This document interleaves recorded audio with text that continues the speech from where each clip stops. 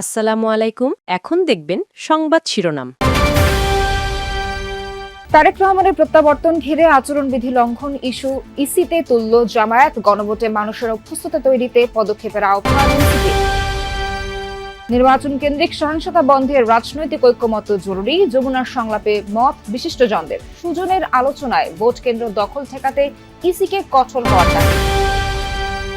তারেক রহমানকে অভ্যর্থনা জানাতে নেতাকর্মীদের ঢাকামুখী স্রোত। শুভেচ্ছা বিনিময়ের জন্য প্রস্তুত ৩০০ ফিট, সেখান থেকেই যাবেন মায়ের কাছে।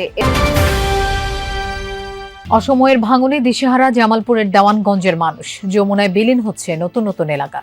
তীর রক্ষায় প্রস্তাবনা পাঠিয়েছে পানি উন্নয়ন বোর্ড।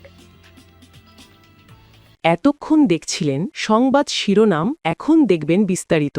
সংবর্ধনা অনুষ্ঠানের নামে যেন আচরণবিধি লঙ্ঘন না হয় সেদিকে নজর রাখতে ইসির প্রতি আহ্বান জানিয়েছে জামায়াত। বিকেলে সিইসির সাথে দেখা করে আহ্বান জানায় দলটি। এর আগে সকালে কমিশনে যায় এনসিপির প্রতিনিধি দল। কোনো দল এরই মধ্যে আচরণবিধি লঙ্ঘন করেছে বলে অভিযোগ করে দলটি। ইসি সচিব জানান, সংবর্ধনায় আচরণবিধি লঙ্ঘন হয় কিনা তা দেখবেন রিটার্নিং কর্মকর্তা। ভোটের দিন এগিয়ে আসার সাথে তৎপরতা বাড়ছে রাজনৈতিক মহলে। প্রতিদিনই ইসিতে আসেন বিভিন্ন রাজনৈতিক দলের প্রতিনিধিরা। তারই ধারাবাহিকতায় বিকেলে জামাতে ইসলামের একটি প্রতিনিধি দল যায় সিইসির সাথে সাক্ষাৎ করতে। সাক্ষাৎ শেষে জামাত প্রতিনিধি দলের নেতা বলেন, একটি দল দেশের মানুষকে বিভিন্ন কার্ড দেওয়ার কথা বলছে, যা আচরণবিধির সুস্পষ্ট খেলাপ। যারা নির্বাচনে ভূমিকা রাখছেন, আমাদের আমিরে জামাত, সেক্রেটারি জেনারেল, কেন্দ্রীয় নেতৃবৃন্দ, শীর্ষ নেতৃবৃন্দ ব্যাপক সফর করবেন, বিভিন্ন জায়গাতে তাদেরকে যেতে হবে। তাদের নিরাপত্তার বিষয়টি আমরা দৃষ্টি আকর্ষণ করেছি যে কেউ অনেক ফ্যাসিলিটিস পাবেন, ভিভিআইপি ফ্যাসিলিটিস পাবেন, আবার কেউ পাবেন না।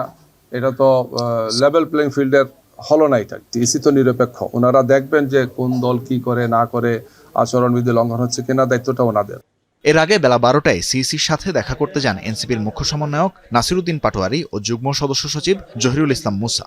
সাক্ষাৎ শেষে তারা অভিযোগ করেন, অনেক দল এখনও নির্বাচনী আচরণবিধিমালা মানছেন না। কেউ যদি আচরণবিধি ভেঙে কোনো পোস্টার লাগান, এর বাইরে গিয়ে কোনো কাজ করেন, সাথে সাথেই যেন তাদেরকে এই তথ্যগুলো জানানো যায় এবং তারা দ্রুত এই হটলাইনের মাধ্যমে এটির ব্যাপারে ব্যবস্থা নিতে পারেন, সেই অনুরোধটি আমরা করেছি। অনুষ্ঠানের নাম দিয়ে যেন দলের বা ভোটের প্রচারণা করতে না পারে, সেটির ব্যাপারে যেন কমিশন সজাগ থাকে। এই যে নির্বাচন কমিশনের চারিদিকে কর্ডন তৈরি করা হয়েছে ক্যান্টনমেন্টের মতন, কিন্তু যারা প্রার্থী রয়েছে অন্যান্য জায়গায় যে রাজনৈতিক অফিসগুলো রয়েছে সেখানে পর্যাপ্ত নিরাপত্তা নাই। অনেকগুলো তারিখ দিয়েছে, ডেট দিয়েছে যে কবে আমরা মনোনয়ন আবেদন জমা দিব, কবে তুলব।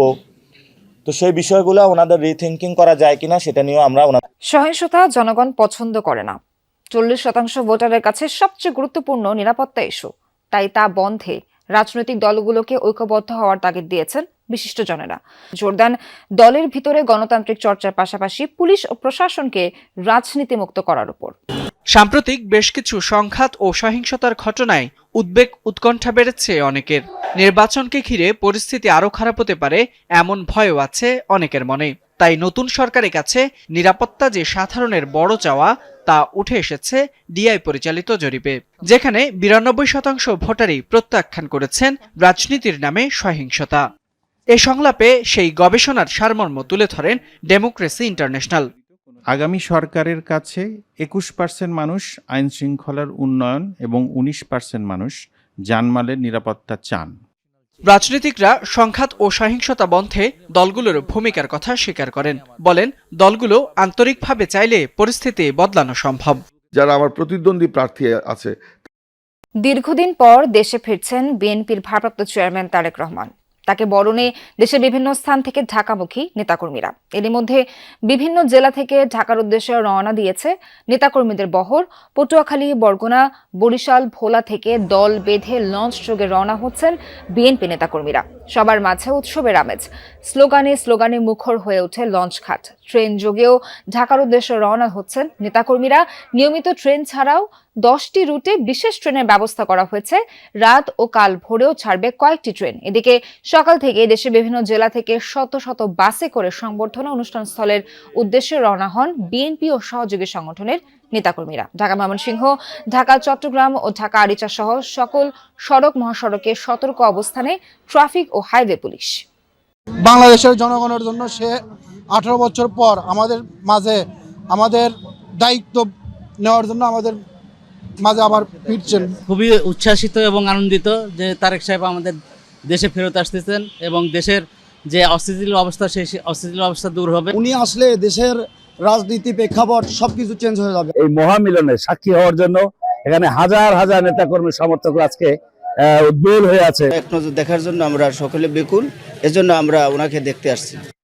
স্লোগানে আনন্দনগরী পূর্বাচল ৩৬ জুলাই এভিনিউ, অর্থাৎ সেই সংবর্ধনা স্থল যেখানে দীর্ঘ অপেক্ষার প্রহর শেষে তারেক রহমান জনতার কাতারে আসবেন এবং তার নেতাকর্মীরা উজ্জীবিত। এরই মধ্যে তারা দেশের বিভিন্ন প্রান্ত থেকে, আপনি জানাচ্ছিলেন যে রওনা হয়েছেন, এরই মধ্যে অনেকেই এসে পৌঁছেছেন ঢাকায়। যারা ঢাকায় এসেছেন তাদের অনেকেই আমরা দেখছি যে বিভিন্ন অঙ্গদল, বিভিন্ন পেশাজীবী সংগঠনের নেতৃত্বে তারা পূর্বাচলের এই সংবর্ধনা স্থল বা সমাবেশ স্থলে আসছেন এবং এই জায়গাটিকে তারা ঘুরে দেখছেন। কেউ কেউ আবার অবস্থান নিয়ে রেখেছেন। শুষ্ক মৌসুমে জামালপুরের দেওয়ানগঞ্জ উপজেলায় দেখা দিয়েছে যমুনা নদীর ভাঙন। অসময়ে বাম তীরের ভাঙনে যোগ হচ্ছে নতুন নতুন এলাকা। এতে আতঙ্কিত স্থানীয়রা। নদী ভাঙন থেকে রক্ষায় একটি প্রস্তাবনা বোর্ডে পাঠানো হয়েছে, দাবি পানি উন্নয়ন বোর্ডের। জামালপুরের দেওয়ানগঞ্জের খোলাবাড়ি এলাকার 53 বছর বয়সী বিধবা তাজিনা বেগম 3 বার ভাঙনের পর যমুনার পাড়ে ছিল তার দোচালা ঘর। সম্প্রতি শেষ আশ্রয়স্থলটিও গেছে নদীগর্ভে। এরপর থেকে হাড় কাঁপা শীতে খোলা আকাশের নিচেই কাটছে অসহায় এই নারীর জীবন।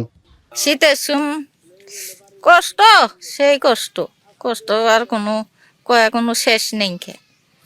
আল্লাহ সরকার সাহায্য করাতে তাহলে আল্লাহ কষ্ট দূরে যাবো, আর না করলে এই কষ্ট দূরই হবে না।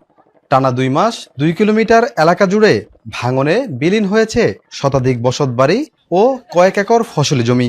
এছাড়াও হুমকিতে শত শত বাড়িঘর, ক্লিনিক, নৌথানা, বিদ্যালয় ও 20,000 মানুষের যাতায়াতের জন্য চিকাজানি থেকে এরেন্ডা পর্যন্ত পাকা সড়ক। নদী ভেঙে নিল, আমার বাড়ি ঘর দেওয়ার জায়গা জমি নাই, কই থাই শীতের মধ্যে যাওয়ার মতো কোনো অবস্থা নাই। যদি এখন ভাঙ্গার কথা না, কিন্তু তারপরে নদী এতটাই ভয়ঙ্কর, নদী এখন ভাঙ্গা শুরু করছে। আমাদের এখান থেকে কয়েক কিলোমিটার পশ্চিম দিয়ে অনেক বসত ভিটা ছিল, সেই বসত বাড়িগুলো অলরেডি চলে গেছে। ভাঙন থেকে রক্ষায় রাজনৈতিক ব্যক্তিসহ সরকারের বিভিন্ন দপ্তরে ঘুরেও সুরাহা পায়নি ভুক্তভোগীরা। তাই ভাঙন ঠেকাতে সাময়িকভাবে ব্যবস্থা নেওয়ার দাবি তাদের। খুব তাড়াতাড়ি আমাদের এখানে জিও ব্যাগ দিয়ে নদী ভাঙন রোধ করার জন্য আমরা সরকারকে আবেদন জানাচ্ছি। অনেক বাড়ি ঘর বিলীন হয়ে গেছে গা, অলরেডি একটা প্রাইমারি স্কুল ছিল, ওটা বিলীন হয়ে গেছে গা। এখন একটা রাস্তা, অনেক লোকের যাতায়াত, প্রায় 40-50 হাজার লোকের যাতায়াত এই রাস্তা। অনেক জায়গায় আমরা চেষ্টা করছি, অনেক যোগাযোগ করছি, কোনো আমাদের কোনো ফল আসে না। এই কাজ, এই চেষ্টায় আমাদের কোনো পদক্ষেপ না, কেউ পদক্ষেপ নেয় নাই। এরই মধ্যে সেই অঞ্চলের 900 মিটার